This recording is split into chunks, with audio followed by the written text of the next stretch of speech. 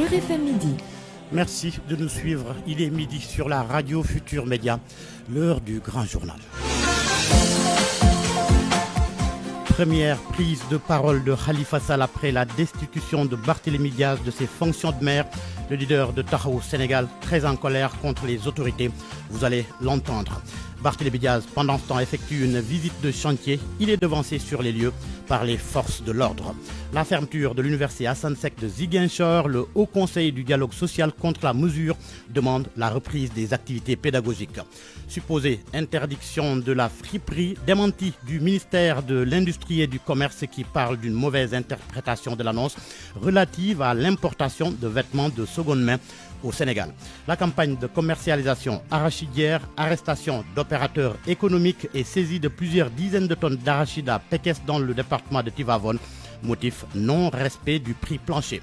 À suivre, l'actualité internationale avec Anna Rocha, la page des sports Malal Junior Diagne, la revue de presse de Mohamed Ali Mouba et en fin d'édition, point de vue sur l'affaire Barthélémy Diaz à la mairie de Dakar, polémique autour d'une révocation.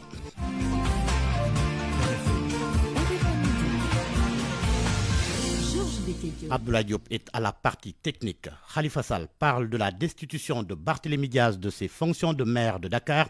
Décision illégale selon le leader de Taxawu Sénégal, l'ancien maire de Dakar, qui condamne l'acte du préfet, annonce le combat pour que Barthélémy Diaz soit rétabli.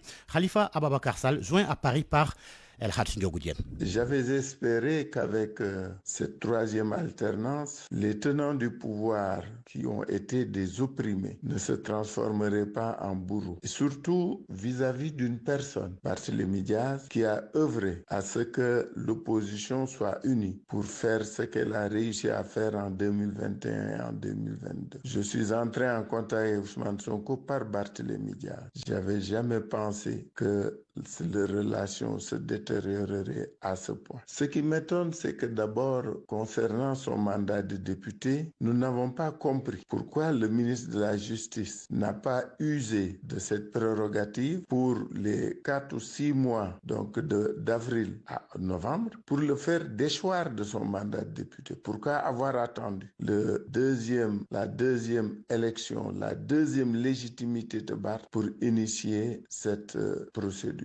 Elle est à condamner et nous nous battrons contre celle-là. Pour la ville de Dakar, j'avais espéré, j'avais pensé, j'avais souhaité secrètement que ce qui m'est arrivé ne se produirait plus jamais. Malheureusement, hélas, pourquoi le ministre de la Justice a-t-il attendu qu'il soit réélu, qu'il ait une deuxième légitimité pour agir? C'est ça qui est gênant et c'est cela qui est inacceptable. Pour la ville de Dakar, véritablement, j'avais pensé être la dernière victime d'une machination politique pour ôter à un élu son mandat issu du suffrage universel, de la confiance des Dakaroises et des Dakarois. Ce qui est arrivé à Barthélémy Diaz ces derniers jours est inacceptable. D'abord, ce n'est pas élégant et c'est inacceptable. On a usé de stratagèmes, même si c'est la loi, pour chercher à le priver de sa légitimité et de son mandat. Ce stratagème ne saurait prospérer. Khalifa Ababacar Sall, ancien maire de Dakar et leader de Taxawu Sénégal. Bonjour Nafissatou Silla. Bonjour Georges Détier. Alors, le maire, l'ex-maire, devrions-nous dire, parce qu'il a été destitué, Barthélémy Diaz effectue une visite de chantier seulement. Les policiers, les forces de l'ordre l'ont devancé sur les lieux. Effectivement, Georges, il devait effectuer au lancement du démarrage des travaux de voirie ici à la cité Keur-Gorgui, principalement à l'axe du rond-point cité Keur-Gorgui vers l'autopont de Mermoz. Mais comme vous l'avez dit, la police est là, lui interdisant l'accès. D'ailleurs, lui-même, on ne l'a pas vu, mais il y a le maire de Mermoz de Sacré-Cœur, Alioune Tall, qui est là, lui-même venu l'accueillir. Mais malheureusement, le maire révoqué de Dakar n'est pas là. Alioune Tall est en train de s'adresser à la presse présentement pour nous faire état de la situation. Georges, il y a 2 camionnettes de la police noire qui sont là, plus un pick-up et des agents de la mairie aussi, de la ville de Dakar aussi, qui sont venus pour accueillir le maire de la ville de Dakar, le maire révoqué, mais malheureusement, il n'est pas toujours là, Georges. Merci Nafis à tous. Il est en direct dans ce midi. Pendant ce temps, le ministre de la Formation professionnelle a visité tout à l'heure le chantier du centre de formation de Niakhar dans la région de Fatick. Les travaux avancent. Cet investissement fait partie du projet de construction de centres de formation professionnelle dans chaque département du Sénégal.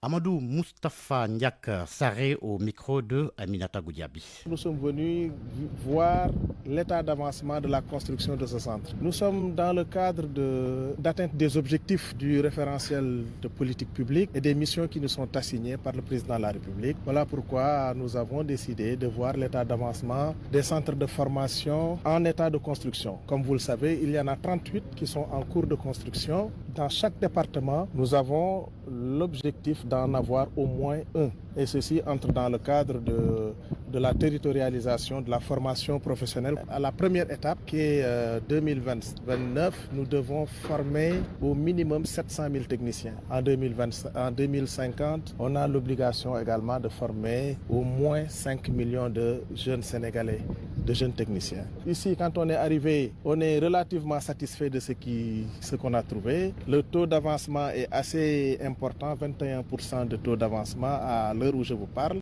Dans le monde de l'enseignement supérieur, le Haut Conseil du dialogue social contre la fermeture de l'université Assane Seck de Ziguinchor, selon Mamadou Lamine Dianté, qui dénonce les menaces du comité académique, du conseil académique, les activités pédagogiques doivent reprendre et pour ce faire, il appelle à des concertations sincères.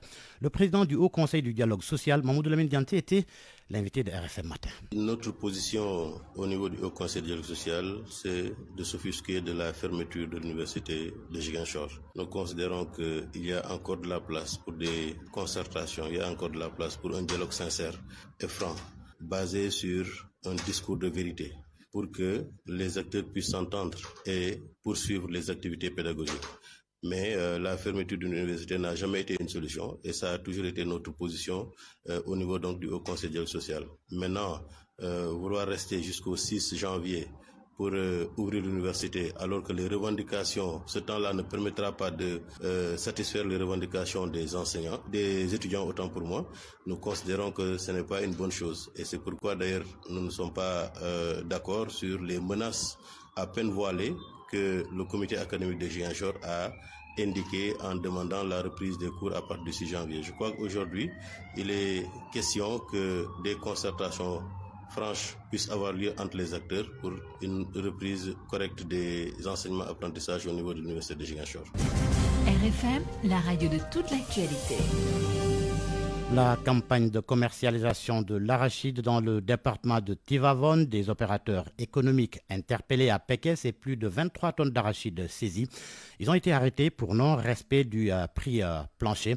Le directeur du commerce régional de Thiès a tenu un point de presse pour apporter des éclairages.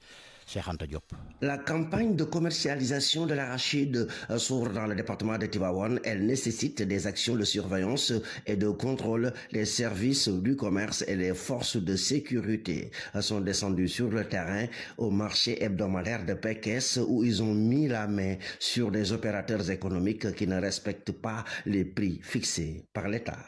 Khadim Ndiaye, le chef de service régional du commerce de Thiès. Effectivement que les éléments du service départemental du commerce de Tivaouane ont effectué sur information de la brigade de gendarmerie de Pekes une descente au marché hebdomadaire de la même localité. Et les investigations menées nous ont permis de constater effectivement l'achat entre 275 et 300 francs le kilogramme d'arachide, alors que par arrêté interministériel, le gouvernement a fixé le prix plancher de collecte à 305 francs. Et dans ce cas, tout prix inférieur, comme c'est le cas ici, est considéré comme prix illicite. Au total, nous avons procédé à l'interpellation de 3 grands opérateurs économiques de la zone et à la saisie de 23 tonnes 256 kg d'arachide. Selon le directeur régional du commerce de Thiès, ces mises en cause seront sévèrement sanctionnées. Donc les mises en cause qui sont visiblement dans une logique d'annihiler les efforts conséquents fournis par l'État se verront appliquer la loi dans toute sa rigueur. Donc la procédure est en cours actuellement. Au sortir du conseil interministériel présidé par le Premier ministre Ousmane Sonko, le gouvernement a fixé le prix du kilogramme de l'arachide à 305 francs. RFM Thiès, Cheikh Ante Diop. La problématique du foncier, les membres des coopératives de la nouvelle parfumerie Gandour et de l'Institut de recherche pour le développement crient au secours. Ils accusent un promoteur immobilier de vouloir céder leurs 4 hectares situés à Ndiarirat dans la commune de Sangalkam à une coopérative de la gendarmerie. Les fondations qui ont été sur le site ont été rasées et plusieurs maisons marquées arrêt d'Escos. Là-dessus, El Makoumbandour, membre de la coopérative de l'Institut de recherche pour le développement, au micro de Abdou Diouf Diagne. Nous, ce terrain-là, nous en tout cas à l'IRD, on a acquis ça avec les années 2011. Et je pense que Gandour également, c'est dans la même période. Donc on a payé toutes les formalités, on a payé les ordres de recette. On a, dans nos papiers qui sont là, je vais vous montrer, vous allez voir qu'il y a les 2 signatures qui sont là. Donc la signature en tout cas du sous-préfet à l'époque et le président du conseil rural. Donc nous pensons détenir des papiers qui sont conformes. Mais un jour on se lève, et ça c'est depuis récemment, donc en 2022, ce qu'on a constaté, c'est qu'il y a un nommé Cheikh Faye, on peut le dire, et qui en tout cas se lève pour dire que en tout cas cette zone lui appartient. Et que du coup, il y a eu des travaux qui ont été effectués, il y a des personnes qui sont en difficulté, aussi bien du côté de l'IRD, mais également du côté de Gandour, et qui se sont débrouillés, qui ont en tout cas fait des investissements ici. Il y a eu des travaux, et ces travaux, vous voyez comment la situation se fait. Donc il y a des personnes qui sont venues, qui sont venues avec des équipements, et qui sont en train en tout cas de gâter tout ce qu'on avait fait dans le site. Et c'est en 2022 qu'il paraît que, par l'intermédiaire de Cheikh Faye, la gendarmerie est venue, je ne sais pas par quel moyen, et en tout cas ils disent que la zone les appartient, et c'est leur droit. Donc nous qui n'avons pas beaucoup de moyens, qui n'avons pas beaucoup de difficultés, parce que comme je l'ai dit tout à l'heure, parmi notre association, il y a des personnes qui sont parties à la retraite, il y a des personnes qui sont en difficulté, il y a des gens qui n'ont pas de gros salaires mais qui ont économisé pour en tout cas venir faire leur investissement ici, pour en tout cas avoir un toit pour loger leur famille. Vous savez comment ça se passe au Sénégal, et ça c'est une difficulté qu'on vit. Les 3500 familles réunies au sein du regroupement des collectifs de la cité Abdoulaye Tiao de Malika, elles, se réjouissent de la décision prise par les nouvelles autorités pour leur régularisation. Comme demandé par les autorités à travers un communiqué, elles comptent déposer dans la semaine leur formulaire d'identification de l'eau au siège de la DESCOS. Libas Diagne est leur coordinateur, il est au micro de Aminata Bah.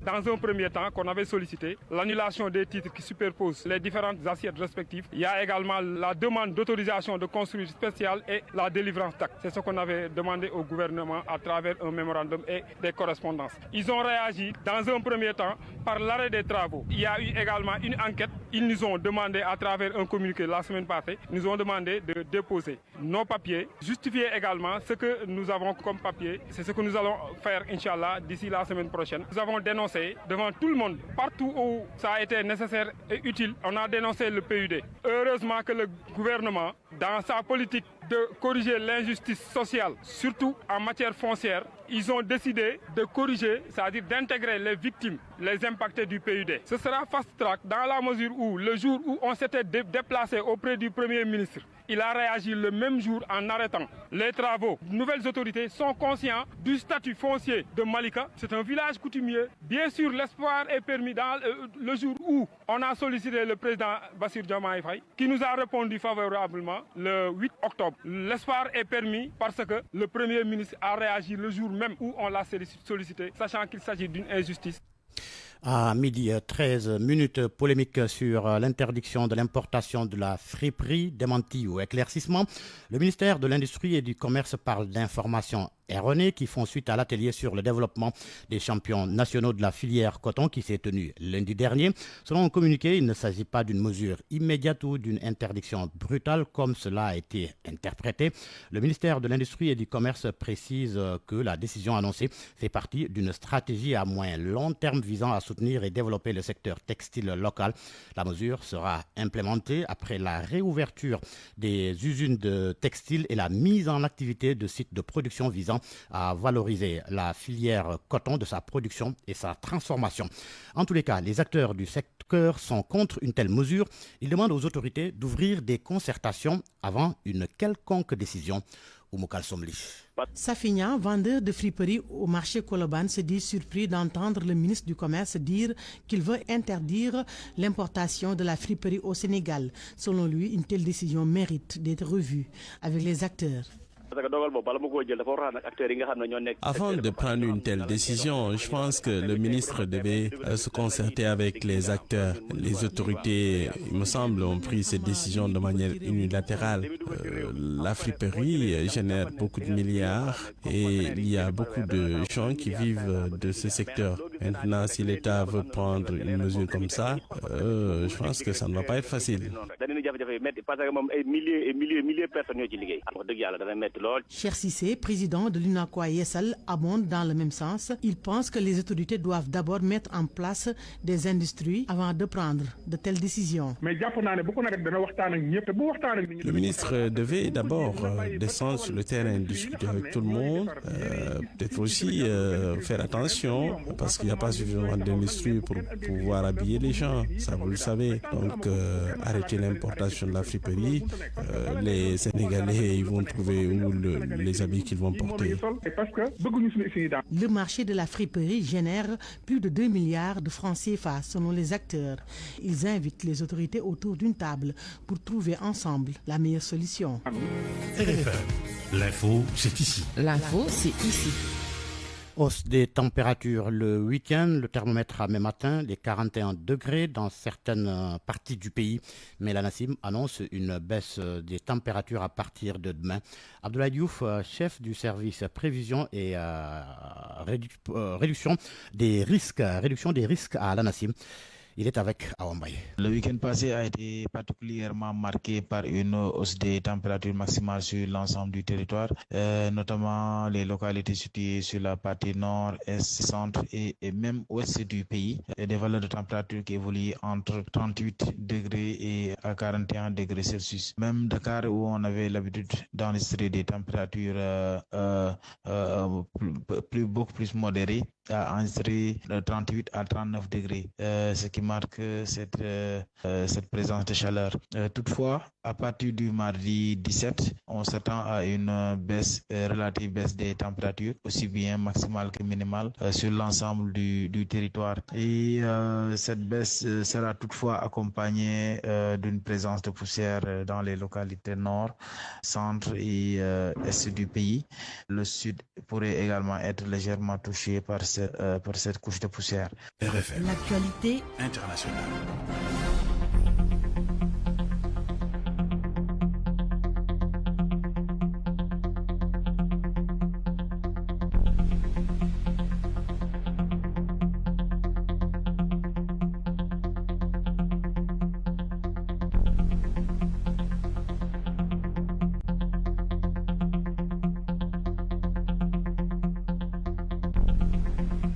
À midi 17 minutes, nous accueillons Anna Rocha. Bonjour Anna. Bonjour Georges Détier. En Guinée, 2 semaines après la disparition du journaliste Habib Kamara, sa compagne adresse une lettre au président de transition. Le directeur du site d'information, le Révélateur 224, a été relevé le 3 décembre dernier dans la soirée alors qu'il se rendait chez l'homme d'affaires Karfala Kamara, dit KPC. Selon les témoins, il a été arrêté et violemment agressé par des gendarmes. Une enquête a été ouverte, mais il n'y a aucune information officielle sur l'évolution de cette enquête. Harisila. Après ce 5e cas de kidnapping enregistré à Conakry sur les 12 derniers mois, l'épouse d'Habib Marouane Kamara a écrit une lettre ouverte au président de la transition pour lui crier sa détresse. Dans cette lettre, on peut lire « Aujourd'hui, je n'ai pas d'autre choix que de faire recours à vous, après avoir frappé à toutes les portes en vain, pour avoir des nouvelles de mon cher époux. » Lettre fermée. Le ton de la lettre de Mariama Lamarane Diallo est digne, mais ne cache pas sa détresse, car après la disparition de son mari, la journaliste et épouse d'Habib Marouane Kamara s'est rendue au tribunal de Dixine, à la cour d'appel de Conakry, à la direction centrale de la police judiciaire, au haut commandement de la gendarmerie, tout en ayant l'espoir chaque fois de trouver une oreille attentive pour entendre son cri ou de rencontrer un interlocuteur qui pourrait éclairer sa lanterne. Elle interpelle désormais le général Mamadi Doumbouya, car les témoins de l'enlèvement soutiennent que ce sont des gendarmes qui ont kidnappé son compagnon. Actuellement enceinte, Mariama Lamarane Diallo interpelle également le chef de l'État en tant que père de famille en lui disant « Vous êtes un époux et un père aussi. Donc, vous connaissez les liens forts et émotionnels qui existent entre mari et femme, père et enfant. Je suis confrontée à la peine des enfants privés de leur père. » se désole-t-elle. Le cadet de 4 ans souffre d'une infirmité motrice cérébrale, mais c'est l'aîné de 6 ans qui reste inconsolable. J'essaie un peu de détourner son attention avec ça, mais je ne pense pas pouvoir tenir vraiment longtemps. Fin de la lettre. 4 jours après la publication de sa lettre, Mariama Lamarane Diallo n'a reçu aucune réponse de la présidence ou du gouvernement. Elle n'exclut pas de porter cette nouvelle affaire de disparition forcée au niveau international. La CEDEAO approuve la mise en place d'un tribunal spécial pour juger les crimes commis sous le règne de Yahya Jammeh en Gambie. C'est l'une des décisions issues du sommet d'Abuja tenu hier dimanche 15 décembre. Une décision historique selon des organisations de la société civile et le collectif des victimes.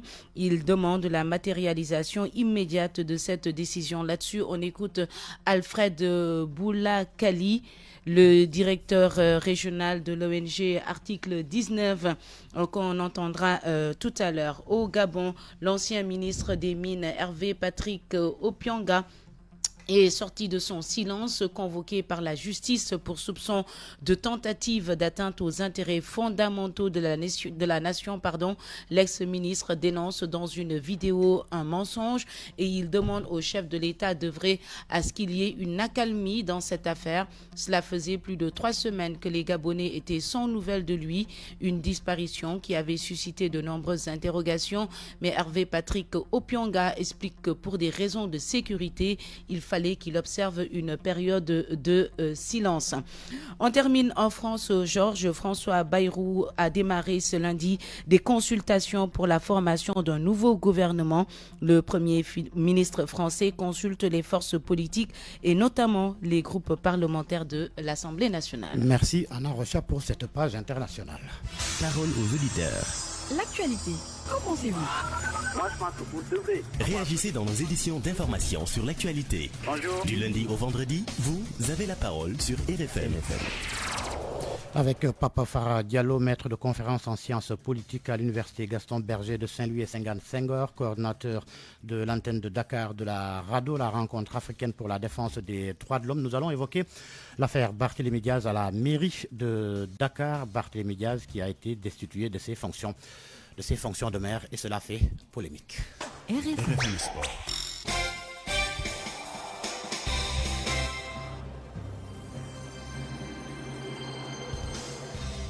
À midi 22 minutes, nous accueillons Malal Junior Diagne pour la page des sports. Bonjour Malal. Bonjour, nous démarrons la page de sport avec les résultats de l'AS Ville de Dakar à l'occasion de la petite finale du championnat d'Afrique des clubs champions chez les dames. Les filles de Moustapha Gueye ont perdu cette petite finale hier sur le score de 96-94 devant l'équipe de APR. Moustapha Gueye, coach de l'équipe de la municipalité de Dakar, tire le bilan de son équipe dans ce championnat d'Afrique. Les équipes qui sont là ont joué un tournoi avant de venir, donc ils sont plus en chambre. Deuxième chose, le casting que moi j'ai fait, et je vais nos dirigeants, je l'assume. On pouvait avoir mieux au niveau de... parce que les équipes qui sont là sont venues avec des renforts de très grande qualité qui ont pesé dans les matchs. Donc, vous voyez, après, celles qui font la différence, ce ne sont pas des Rwandaises. Vous voyez, l'Égypte, celles qui font la différence, ce ne sont pas des Égyptiennes. Bon, nous, je pense qu'on pourrait avoir mieux au niveau des renforts. Ça, j'en assume la responsabilité parce que c'était mon travail aussi.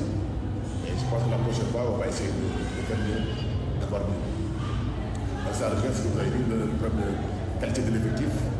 Vraiment, on peut y avoir mieux. En finale, l'équipe de Ferro-Viaro de Maputo a battu Al-Ahli sur le score de 81 à 72. Une belle victoire qui vient sanctionner un parcours sans faute de l'équipe de Maputo. Aboussei revient sur la performance de l'équipe de Ferro-Viaro. La 28e édition de la Coupe d'Afrique des clubs chez les dames a pris fin ce dimanche avec le sacre du Ferroviario de Maputo qui a battu Al-Ahli d'Égypte 81-72 ce dimanche au Stadium Marius Ndiaye. Ce fut une belle finale, une belle rencontre, vraiment dominée par l'équipe mozambicaine qui a confirmé son statut face à un autre grand d'Afrique, Al-Ahli.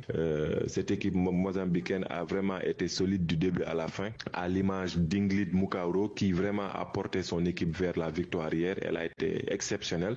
Elle a été épaulée par ses coéquipières Sylvia Veloso ou encore Annabella Kosa qui vraiment ont porté cette équipe mozambicaine vers le sacre. C'est le 3e titre continental pour le Ferroviario de Maputo et c'est un titre vraiment mérité. L'équipe a montré durant tout ce tournoi vraiment une solidité défensive et une efficacité offensive vraiment exceptionnelle.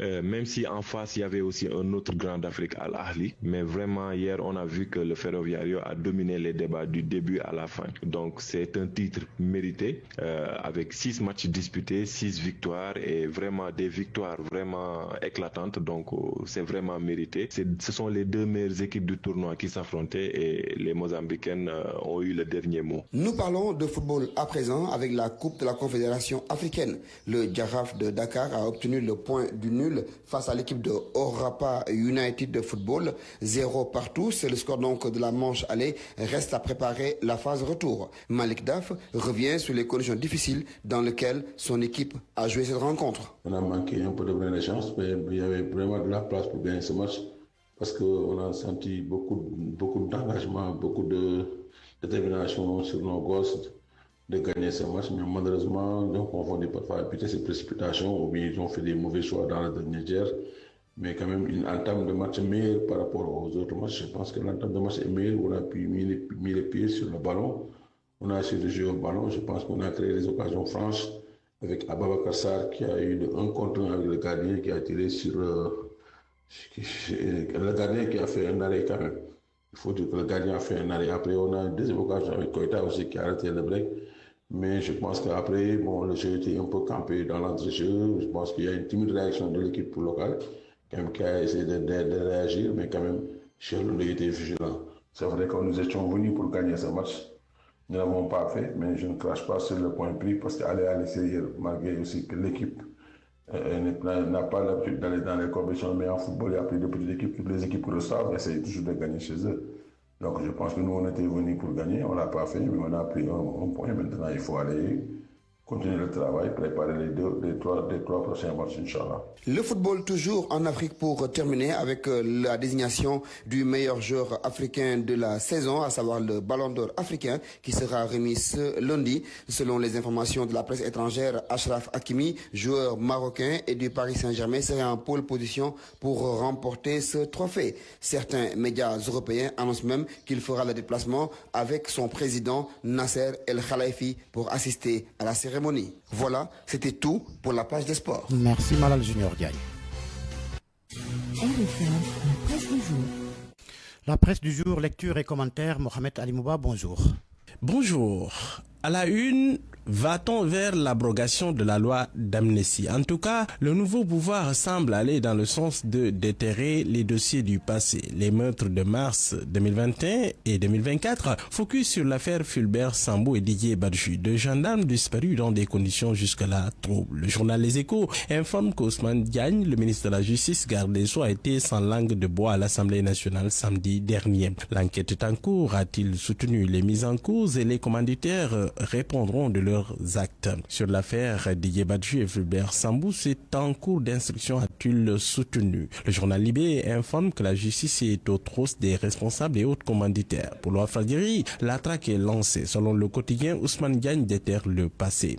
Le journal Point Actu constate qu'un dossier explosif est en cours de téléchargement, en cours d'instruction. Moussa Bokar Thiam, ancien agent judiciaire de l'État du Sénégal sous le régime de Macky Sall, averti dans le grand jury de la RFM, il est repris par Tribune. Abroger la loi d'amnistie pour le PASTEF, c'est se tirer une balle dans le pied. Fin de citation. Le journal Vox Populi écrit alors que nos députés déterrent les dossiers macabres avant d'enterrer le CES et le ACCT. Débat épique entre la majorité et la minorité. Jute verbal aussi autour de la révocation de Barthélémy Diaz. L'Obs informe que Barth a introduit un double recours à la cour d'appel. Le journal revient largement sur les arguments sur lesquels le maire de Dakar s'appuie pour contester la décision du préfet.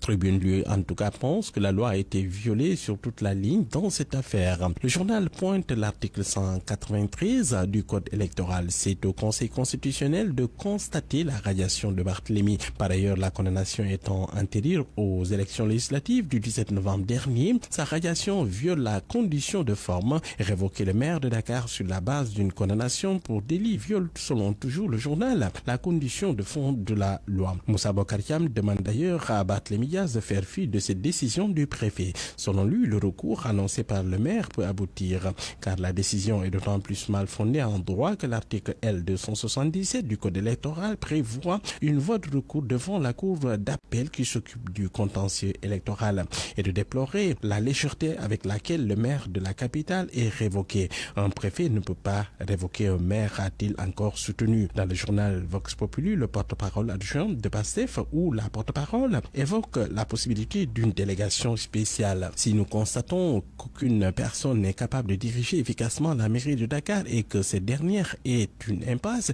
eh bien, nous prendrons toutes nos responsabilités. Tout est possible, indique Marie-Rose Faye. L'Obs informe que l'État s'apprête par ailleurs à frapper au cœur de la fourmilière des partis politiques. Beaucoup de partis pourraient disparaître à terme. On parle d'assainissement, note encore le journal L'Observateur. À la une des journaux aussi, Yahya Jammeh bientôt devant les juges pour répondre de ses présumés crimes en Gambie. La CEDEAO a fini d'acter la création d'un tribunal spécial pour juger l'ancien dictateur énonce sexuellement, le journal Sud Quotidien. Le confrère indique par ailleurs que la CEDEAO a acté aussi le départ du Mali, du Burkina et du Niger. Le journal Enquête note que la CEDEAO a fait face à une situation inédite. La volonté affichée des régimes militaires, le Burkina, le Mali et le Niger, regroupés au sein de l'Alliance des États du Sahel, de quitter définitivement la CEDEAO à la fin du mois de janvier 2025. Bonne nuit à tous. Point de vue. Regard croisé sur l'actualité du jour. À 12h31, on en arrive à point de vue sur l'affaire Barthélémy Diaz à la mairie de Dakar, la polémique autour de sa révocation. Pour en parler, Papa Farah Diallo, maître de conférence en sciences politiques à l'université Gaston Berger de Saint-Louis. Bonjour Papa Farah. Bonjour. Avec nous également Senghane Senghor, coordinateur de l'antenne de Dakar de la RADDHO, la rencontre africaine pour la défense des droits de l'homme. Bonjour Senghane. Bonjour Joel. Alors, l'on parle, je l'ai dit, de la révocation du maire de Dakar, pas Khalifa, mais Barthélémy Diaz, par le préfet de Dakar suite à une saisine d'un électeur. Le préfet évoquant la condamnation définitive de Barthélémy Diaz dans l'affaire Ndiaga Diouf par la Cour suprême. Révocation diversement appréciée, Papa Farah Diallo, fondée selon certains, illégale selon d'autres. Quelle lecture faites-vous de ce cas Barthélémy Diaz ? Alors, dans cette affaire, le droit et la politique se côtoient. Mais dans le cas d'espèce, il n'y a pas une politisation du droit, mais il y a bien entendu une juridicisation de la politique. Qu'est-ce que cela veut dire? Cela veut dire tout simplement que sur le plan purement légal, il y a eu des arguments juridiques qui ont été mobilisés pour la révocation de M. Barthélémy Diaz. Sa radiation d'abord au niveau de l'Assemblée nationale sur demande du ministère de la Justice suite à sa condamnation définitive avec autorité de la chose jugée, et sa condamnation définitive occasionnant son inéligibilité, l'article 277 que vous avez cité tout à l'heure dans votre journal du Code électoral prévoit effectivement qu'un citoyen de la ville peut effectivement saisir le préfet pour la révocation ou bien pour acter la démission du maire. Et c'est exactement ces arguments de droit qu'on a mobilisés dans un combat politique. C'est pourquoi j'ai dit que dans l'espèce, il n'y a pas une politisation du droit, parce qu'ici, politiser le droit, c'est instrumentaliser politiquement le droit, alors que ça ne devrait pas être ainsi. Mais dans le cas d'espèce, il y a une forme de juridicisation de la politique. Dans le combat politique, quand vous êtes des adversaires, vous devez être irréprochable sur le plan du droit. Maintenant, si le droit n'est pas de votre côté, voilà, dans le combat politique, on n'hésitera pas à mobiliser les arguments de droit pour vous combattre politiquement. C'est exactement ce qui s'est passé avec le cas Barthélémy Diaz et avec les cas Khalifa Sall aussi, quand il était maire de Dakar. Voilà, on a mobilisé des arguments de droit suite à sa condamnation définitive pour acter sa révocation de la mairie de Dakar. Donc, rien de nouveau sous le soleil. Mais est-ce que la décision du préfet, la mesure du préfet est fondée? Certains évoquent le fait que Barthélémy Diaz ne soit pas élu en tant que conseiller municipal seulement, mais il a été élu sur la base du suffrage universel direct, comme le sont les députés et également le président de la République. Oui, bien entendu, cette réforme qu'on a introduite et qui a été actée durant les dernières élections locales de 2022 a été mobilisée par les partisans de Barthélémy Diaz pour dire qu'il a été élu en tant que maire, mais pas en tant que conseiller municipal. Mais ce qui est clair et ce qui est un fait, c'est que Barthélémy Diaz préside le conseil municipal en tant que conseiller municipal. Et on ne peut pas dissocier le maire du conseil municipal. Le maire est avant tout un membre du conseil municipal qu'il préside. Et le conseil municipal en tant que tel, en tant que conseil, est composé d'un président, etc., et des membres. Et M. Barthélémy Diaz est avant tout, avant d'être maire, il est aussi conseiller municipal. En dehors de la réforme qui a été introduite en 2022, on ne peut pas dissocier la fonction du maire, président du conseil municipal, du conseil municipal en tant que tel. Je reviens à vous, Papa Farah Diallo, 55 heures, coordinateur de l'antenne Dakar de la RADDHO. Êtes-vous en phase avec Papa Farah Diallo pour la teneur qu'on peut donner à cette décision du maire, du préfet plutôt, une décision politique? Oui, à notre avis, cette décision sur la révocation du maire de Dakar, Barthélémy Diaz, en application de l'article L277, appelle deux lectures. Une lecture sur le plan juridique, mais aussi une lecture sur le plan politique. Sur le plan juridique, je pense qu'il sera très difficile de contester l'application de cet article. Pour la simple et bonne raison que l'article parle de tout conseiller municipal. À première vue, quand on lit l'article, on peut penser que l'article peut concerner ceux qui veulent être élus, mais la difficulté, c'est qu'à un certain niveau, on parle de à toute époque. C'est à toute époque-là qui, en réalité, permet aux représentants de l'État ou à tout électeur de saisir le représentant de l'État pour demander la révocation d'un maire. C'est, je crois, ce que le militant de PASTEF a fait. Donc, sur le plan du droit, à notre avis, la décision, elle est fondée. Elle est fondée parce que, c'est vrai, il y a d'autres articles qui pouvaient être appliqués aux maires, qui peut-être ne sont pas adaptés à la situation. Ceux qui l'ont appliqué ont eu l'intelligence de fouiller dans les textes et de voir le texte qui est le plus conforme à ce qu'ils voulaient, et ils l'ont fait. Maintenant, l'autre chose qu'il faut dire, et ça aussi, à notre avis, c'est important, c'est qu'ici, nous sommes dans un cas où c'est vrai qu'il y a de la politique dedans, mais savamment enveloppé dans du droit. C'est la lecture que nous avons de cette situation. Donc, la révocation, elle est fondée, mais le pouvoir n'était pas obligé de révoquer Barthélémy. Pour la bonne et simple raison. D'autant que les nouvelles autorités ont défendu le contraire il n'y a pas longtemps. Non seulement les nouvelles autorités l'ont défendu, deuxième argument, le président Macky Sall est passé ici, il ne l'a pas fait.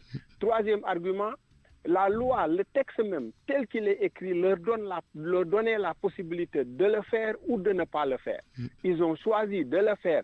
C'est à bon droit, mais attention, parce que nous avons vécu ici dans le passé des situations de ce genre où on a toujours utilisé le droit pour régler des comptes politiques. Et au début, on a toujours dit oui, en tout cas c'est légal, jusqu'à ce qu'on arrive à une crise qui est arrivée à un sommet, à des niveaux très élevés. Et je pense que nous sommes encore sur cette voie. Je reviens à vous, Senghor. Alors, Papa Farah Diallo, on évoque tout le temps l'article 277, en tout cas ce qui est de l'alinéa 2. Tout électeur municipal peut saisir le représentant de l'État ou la cour d'appel lorsqu'il constate un cas d'inéligibilité ou d'incompatibilité. Pour autant, l'alinéa premier peut être évoqué par les soutiens de Barthélémy Diaz. Quant au recours déposé par Barthélémy Diaz lui-même. Oui, la question qui est posée ici, c'est de savoir est-ce que ce recours est suspensif de la décision de révocation. Je ne suis pas juriste, mais en toute analyse d'un politique... Je lis l'article, l'alinéa plutôt. Tout conseiller municipal qui, pour une cause quelconque, se trouve dans l'un des cas d'inéligibilité ou d'incompatibilité prévus par la loi, peut être à toute époque déclaré démissionnaire par le représentant de l'État, sauf recours devant la cour d'appel dans les 10 jours de la notification. Oui, on n'en est pas encore aux 10 jours. Oui, on n'est pas encore aux 10 jours, mais je crois qu'on est en matière administrative. Et que ici, quand il y a une décision de révocation qui est prise, la décision peut prendre effet et il est permis à celui à qui cette décision fait grief de pouvoir intenter un recours dans un délai précis. Et ce délai ici, c'est 10 jours. Maintenant, si dans les 10 jours, le recours a été introduit et que l'autorité judiciaire censée trancher ce litige-là donne raison à M. Barthélémy Diaz, effectivement, la décision de révocation devient nulle et non avenue. Mais dans tous les cas, puisqu'on est en matière administrative, la décision de révocation, à mon avis, n'est pas suspensive. N'est pas suspensive. Merci, Papa Farah Diallo. 55 heures, je reviens à vous. Au-delà de cet aspect juridique de cette décision prise par le préfet de Dakar, les images ont été fortement commentées le vendredi lorsque Barthélémy Diaz voulait tenir une conférence de presse interdite par les forces de l'ordre. Aujourd'hui, Barthélémy Diaz voulait effectuer une visite de chantier sur les lieux. Il a été devancé par les forces de l'ordre. Est-ce que c'est une belle image pour la démocratie sénégalaise? Oui, cette question est en relation avec la question que vous avez posée à Papara. Est-ce que la décision qui est prise par le préfet est une décision qui peut être suspendue par le sauf qui se trouve dans la loi? Est-ce que c'est une décision qui est d'application immédiate? Parce que moi, je suis juriste et je confirme que la décision, elle est d'application immédiate. Pour la simple et bonne raison que c'est une décision d'une autorité administrative, elle est d'application immédiate. Maintenant, à charge pour la personne révoquée de saisir le juge et de voir devant le juge ce que la personne peut avoir. Les seules exceptions qui sont permises, c'est lorsqu'il y a sursis à exécution qui est accordé par un juge. Parce que dans le cas où les dommages risquent d'être irréparables, la personne a la possibilité de saisir en urgence un juge pour demander que la décision soit suspendue. Maintenant, pour en revenir à ce qui s'est passé l'autre jour, juste après la décision de révocation, je crois Barthélémy a voulu organiser une conférence de presse. Ça a été une vilaine image et le Sénégal ne peut pas offrir au monde cette image. Pour la simple et bonne raison que, moi je pense, et tout homme sensé même peut le penser, vous ne pouvez pas révoquer une personne aujourd'hui, même si la décision est d'application immédiate, et ne pas permettre à la personne au moins de s'exprimer et de faire une conférence de presse. En arriver à défoncer des portes, c'est des choses regrettables qui nous montrent que nous sommes toujours dans le passé récent que nous venons de quitter. Et là, j'interpelle les autorités de la police. Les autorités de la police doivent former leurs agents et leur parler. Dans ces situations-là, il est important de communiquer, de discuter. Moi, je pense que si la police avait pris le soin de discuter avec Barthélémy, on pouvait arriver à une situation où la conférence de presse pouvait être délocalisée, il n'y aurait pas de porte défoncée. Maintenant, si aujourd'hui, parce que ça c'est vous qui me l'apprenez, je n'ai pas suivi les informations depuis ce matin. Si aujourd'hui, Barthélémy a voulu faire une visite de chantier, il devait lui-même comprendre que cela n'est plus possible. Cela n'est plus possible parce que aujourd'hui, au moment où nous parlons, il n'est plus maire.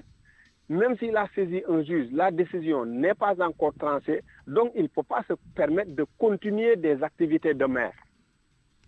Merci Senghane Senghor, coordinateur de l'antenne de Dakar de la RADDHO. Merci également à Papa Farah Diallo, maître de conférence en sciences politiques à l'université Gaston Berger de Saint-Louis. C'était Point de vue et c'est la fin de ce grand journal. Merci à Abdoulaye Diop qui a assuré la partie technique. Merci à vous également de nous avoir suivis. À 13h, retrouvez El Hadj Ndiogoudienne pour le journal en Wolof, le grand journal en Wolof. Excellente suite des programmes sur Radio Futur Média. Bon après-midi à toutes et à tous.